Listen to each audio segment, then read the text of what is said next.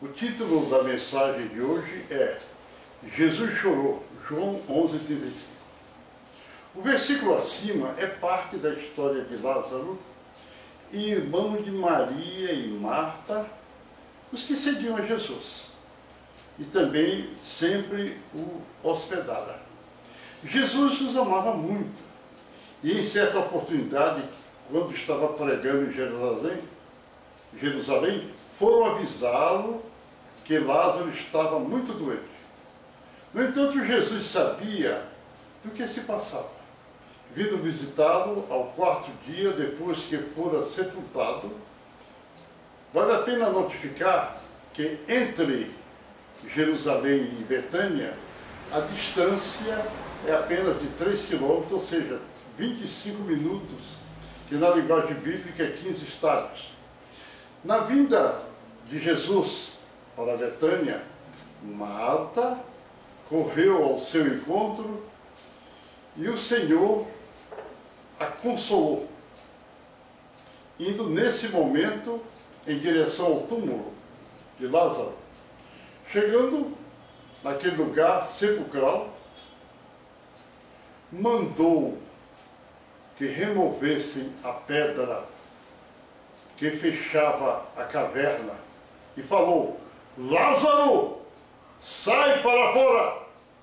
O Senhor Jesus, apesar de sua natureza humana, naquela época, era o príncipe dos céus. Era o Deus Cristo. Na realidade, estes epítetos recebeu depois de ser assunto aos céus.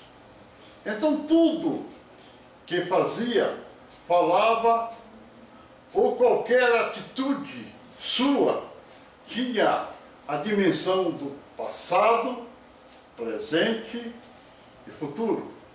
Quando chorou em relação a Lázaro, o fazia no sentido de sentir a dor dos entes queridos de Lázaro, mas também chorava pela imensidão de pecados e erros das religiões evangélicas daquela época, que atrapalhavam o plano de Deus, do grande Deus Altíssimo, eu sou seu Pai, do qual era protagonista.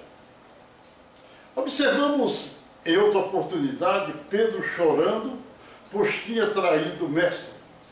No texto sagrado diz: virando-se o Senhor, olhou para Pedro, e Pedro lembrou-se da palavra do Senhor, como lhe havia dito: hoje, antes que o galo cante 3 vezes, me negarás. E havendo saído, chorou amargamente. Lucas 22, 61 e 63. Não desejamos mostrar a fraqueza de Pedro, mas a fraqueza da humanidade diante de situações conflitantes. Pedro tinha anteriormente afiançado ao mestre a sua lealdade. Naturalmente, o mestre colocou Pedro naquela situação, mostrando que o homem é por natureza fraco. Só somos fortes quando estamos com tudo sob o nosso comando, o nosso controle. Vemos as autoridades, delegados, promotores, juízes, prefeitos, governadores, ministros, quando avaliados, levados a julgamentos, mentem, choram, fogem, se acovardam. Dizem, afirmam uma coisa hoje, amanhã diz outra coisa. Mas para quando julgarem alguém, eles são impetuosos, proferem sentenças duras. Mas quando são submetidos, põem o rabo entre as pernas. Pedro, naquele momento, representava a humanidade, sua fraqueza. Não somos nada sem o amparo do Senhor. Quando, certa vez, Jesus, estando em apuro terrível de sua vida, sendo levado preso, humilhado, a ouvir parcos elogios de mulheres hebreias, chorando ao seu redor, desprezou tudo isto. Parece que o seu próprio sofrimento não existia. Parecia que naquele momento ele era o dono da situação. Virou-se para aquelas mulheres e berberou: filhas de Jerusalém, não choreis por mim, chorai antes por vocês mesmas e por vossos filhos. Lucas 23 e 28. Não vai adiantar nada esses pregadores gritarem, fazer discursos bombásticos, mostrando aos pecadores seus pecados, o perigo dos castigos vindouros, quando eles estão em pecados piores, porque ensinam coisas erradas para o povo. Mesma coisa dos padres. Um simples homem, nós vemos um caso de um simples homem que foi preso por ter abatido um pássaro e comido. Perante o juiz ele afirmou: matei para comer. Uma mulher, uma pobre mulher perante o juiz, dizia: furtei aquela latinha de sardinha para dar de comer a meu filho. O juiz do Amapá, em outra situação, o juiz do Amapá mantinha jovens adolescentes dentro de uma casa, moças, para atos sexuais. Um juiz de São Paulo atropelou, abarroou uma pessoa e fugiu sem prestar socorro. Os juízes de São Paulo, de Brasília, de outro lugar, vinham fazendo greve. Isso é proibido por lei. Mas eles não cumprem a lei. Eles querem a lei bonitinha para quando eles querem impor essa lei sobre um coitado, sobre outras pessoas. Mas nós sabemos que isso não pode acontecer. Isso não pode continuar. Nós temos que dar exemplo. Da mesma forma de abater um pássaro ou furtar uma lata de sardinha, é a mesma coisa que os pastores acusam os padres de postarem dogmas e imagens, se inclinarem perante imagens de escultura, o culto ao purgatório, o culto de Maria, missa do sétimo dia e outras baboseiras que a Bíblia não recomenda. Os pastores estão fazendo o mesmo. Eles colocam na frente da igreja, Igreja Evangélica Pentecostal. O que é isso? Pentecostal é uma festa proibida. Proibida por Deus. Como outras festas foram proibidas. Como é que ele quer pregar o Evangelho se ele põe o símbolo de uma coisa proibida por Deus? Deus proibiu todas as festas, Oséias 2 e 11. E outra coisa, pentecostal não tem nada com o Espírito Santo. O Espírito Santo mesmo tinha descido no dia de Pentecostes, ele não é pentecostal, ele é o Espírito Santo, é muito mais do que isto. Então, meu prezado irmão, eles ainda, como os católicos, evangélicos, eles se referem ao grande Deus, eu estou dizendo, apelidando ele de Jeová.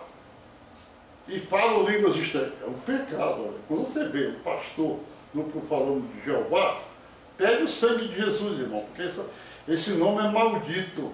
Foi inventado pelo Papa Leão X. E coisa que vem de Papa não é coisa boa. Isso foi em 1518. Afirmam os pastores que existe a imortalidade da alma. Preservam no rito passado da lei de guardar os dias, cada dias, o que não está correto. Na realidade, estão no mesmo barco daqueles que eles são contrários. Os ensinamentos bíblicos são postergados para depois. Eles querem as coisas deles. Eles querem pedir dinheiro para fazer um grande templo, pedir dinheiro para fazer programas de televisão, para enaltecer eles mesmos. O templo é deles, eles querem construir o colégio é daquele pastor, não é do povo, não pertence a Deus. Isso aí é uma coisa absurda, enganando o povo. Como que o povo o povo fique em uma situação dessa, esperando alguma coisa. Ora, se eles pregam a palavra de Deus errado, se eles pregam errado a palavra de Deus, e os padres pregam errado, e os juízes fazendo injustiça, sendo covardes, a maioria deles, muitos deles, existe um pequeno número de juízes que são homens de direito, mas um grande número deles vivem fazendo coisas erradas, fazendo greve, isso é errado. Então, o que acontece? Estão os criminosos cometendo crime, os bandidos roubando, assaltando. Por quê? Eles têm o mau exemplo dos pastores, mau exemplo da polícia, a polícia matando gente todo dia, a polícia assaltando, a polícia roubando. Olha, nós não sabemos para onde sair, tem que pedir misericórdia. Senhor, dá misericórdia, envia misericórdia para mim. Aleluia! Eles fazendo, olha, vários pastores enviaram e-mail para mim, dizendo que querem ser, mais de 15 pastores, querem ser pentecostais, que eles não vão deixar de ser pentecostais. Ora, eu respondi a eles, olha, vocês querem ir para o lago de fogo? Podem ir, porque pentecostal é contra a Bíblia. Pentecostal é uma festa dos judeus proibida por Deus. Você precisa ser espiritual, não pentecostal. Quando você fica nessa situação, você está contra a palavra de Deus. Meus prezados irmãos, o Espírito Santo não tem nada a ver com pentecostal. É a festa proibida por Deus. A palavra de Deus diz, Deus verbera para os católicos e evangélicos e os reis da terra que com ela se prostituíram e viveram em delícias, sobre ela chorarão e plantearão quando virem a fumaça do seu incêndio. E estando de longe, por medo do tormento dela, dirão, aliai da grande cidade Babilônia, a cidade forte, pois numa só hora veio o teu julgamento. Apocalipse 18, 9 a 10. Babilônia significa cidade do diabo. Então esse pessoal que está ensinando doutrinas errôneas, sejam eles protestantes, católicos, qualquer um deles, evangélicos, qualquer um deles, o lugar deles é o lago de fogo. A Babilônia deles vão cair. As delícias que eles estão agora em construir, em ter uma vida boa, ganhando milhões e milhões de dólares por mês, enganando o povo. Então esses vão cair junto com a grande Babilônia. Meu prezado irmão, nós precisamos saber que temos uma atitude, e nossa atitude deve ser ligada aos céus. Eles fazem colégios, eles constroem colégios, constroem creches, hospitais, se imiscuindo na coisa do Estado. Ora, Jesus naquela época disse, dai a César o que é de César. O pregador do Evangelho, a função dele é pregar o Evangelho de Cristo, anunciar o Evangelho que vem lá dos céus, anunciar as coisas maravilhosas dos céus, não está aqui em coisas temporais. Eu quero orar por vocês. Pode vir próximo ao vosso receptor, o vosso computador, e se você tem enfermidade, dor, põe a mão sobre a dor. Eu repreendo a tua enfermidade em nome de Jesus. Eu repreendo o câncer, a ferida, a dor na cabeça, a dor nos ombros. Eu repreendo tudo isso em nome de Jesus. Escrevam. Amém, amém, amém. Glória a Jesus.